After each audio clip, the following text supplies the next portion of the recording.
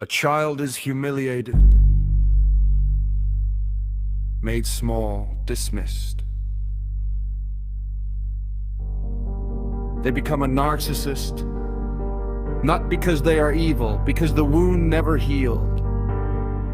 They learn, the world will not see me unless I take. They grow up. They collect victims, people who loved them, worked for them, believed in them.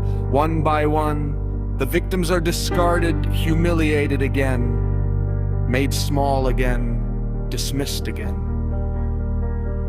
Most victims withdraw, dissociate, isolate. They carry the wounds silently.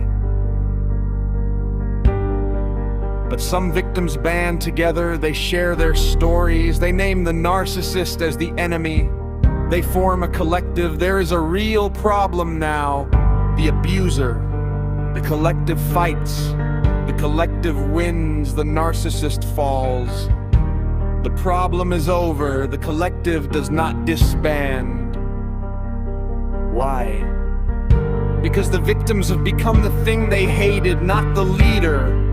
The collective itself is now the covert narcissist. We are the good ones. We must stay together. The enemy might return. They do not see the wound inside themselves. They only see the wound the narcissist left. The collective grows. It finds new enemies. It needs a face. A leader emerges from within. Not the original abuser, but a new one, grandiose, certain I will be the mirror. The collective gets too large, not everyone can be seen. Off stage, humiliation returns. The same wound, different costume. The leader faces collapse and becomes malignant. Cruelty is the cure. The collective purges itself. It collapses. Survivors scatter, some withdraw, some become individual narcissists, more extreme than the one before because the trauma multiplied at every step. If one survivor, now a narcissist, raises a child or teaches a child or simply creates the conditions for humiliation again, the child is not seen. The child learns, the world will not see me unless I take. The story does not end, it gets bigger, louder, more extreme, until it is too large for anyone to see the whole shape. The twist. The collective were the individuals, the narcissist victims banded together against his abuse. They became him, not in ideology, not in intention, in structure. The wound passed through them unchanged. The only thing that multiplied was the volume. It could have ended with a child being seen. Instead, it became a loop too big to see. If you are in the collective,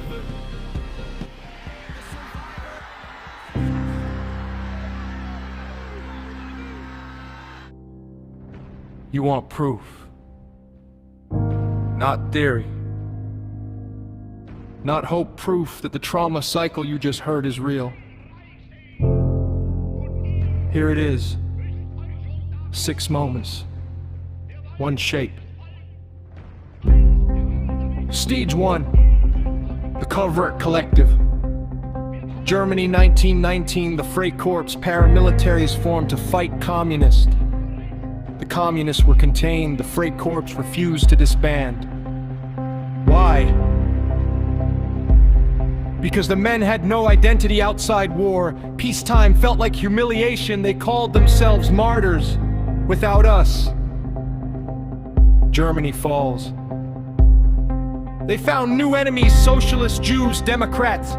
They became the seedbed for Nazi stormtroopers. Hitler did not create them. They refused to die. He gave them a stage. Stretch 2, the grandiose turn. Italy, 1920. Fat Mussolini's fascist party. A socialist deputy named Mattiati was murdered by fascist thugs. Mussolini expected to fall. Instead, he dared Parliament to act. Parliament did nothing. Why? Because the collective was addicted to its own survival. Disbanding meant admitting the enemy was never an existential threat. Mussolini gave them a permanent crisis. He said Italy is either fascist or nothing. The original problem was over. The collective chose the leader. Stage 3, the malignant confession. Germany, 1934, Hitler had been chancellor for over a year. Unemployment was down the Versailles, humiliation was being reversed. A healthy collective would have softened. Instead, Hitler purged his own NSA leadership, the night of the long knives. He stood before the Reichstag and said, "In this hour, I was the Supreme Court of the German people." He did not apologize for the murder. He prescribed cruelty as the cure. The collective did not fracture. It grew stronger because everyone left was now complicit. Structural proof. Too big to mirror. The Soviet Union. 1937, Stalin had solved the original problems: Tsarist oppression, poverty, civil war. The collective refused to disband. It grew to millions, too many people to be seen. Off stage, humiliation returned. Stalin's answering. The Great Terror, hundreds of thousands of party members were executed, not enemies. The collective eating itself. Because when no one is witnessed, everyone becomes suspect. By the 1980s, no one believed the ideology anymore. They only perform loyalty. A corpse propped upright. Psychological proof. Ordinary people become cruel. Stanford prison experiment, 19 set in on Abu Ghraib, 2004. Ordinary people placed in a hierarchical collective with permission to dominate. Within days, they committed sadistic acts.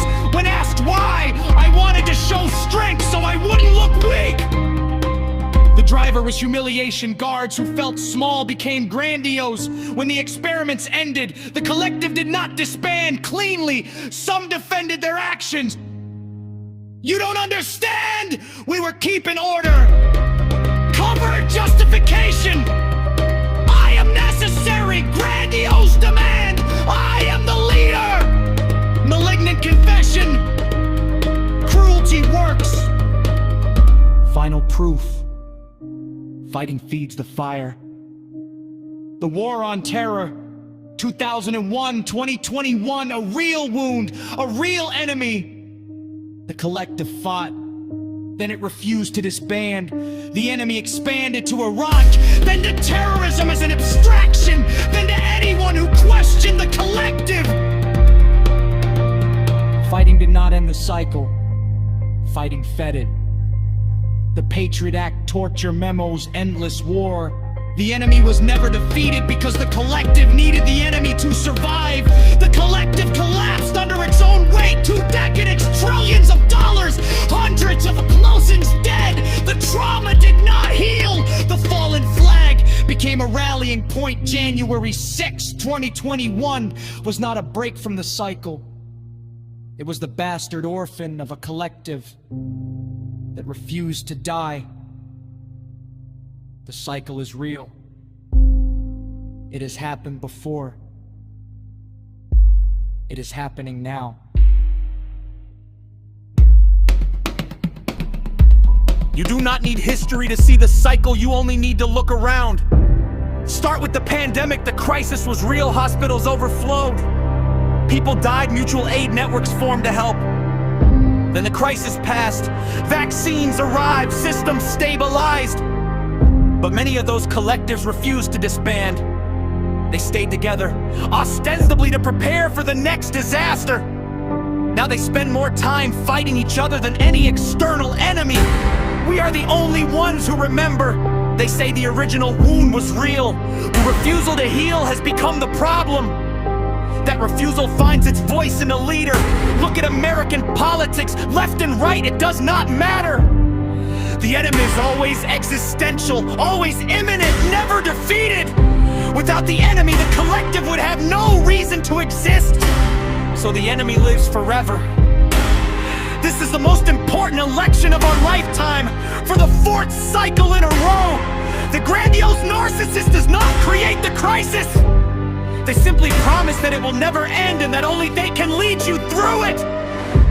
Eventually, the mask drops. The leader stops pretending to be the good guy.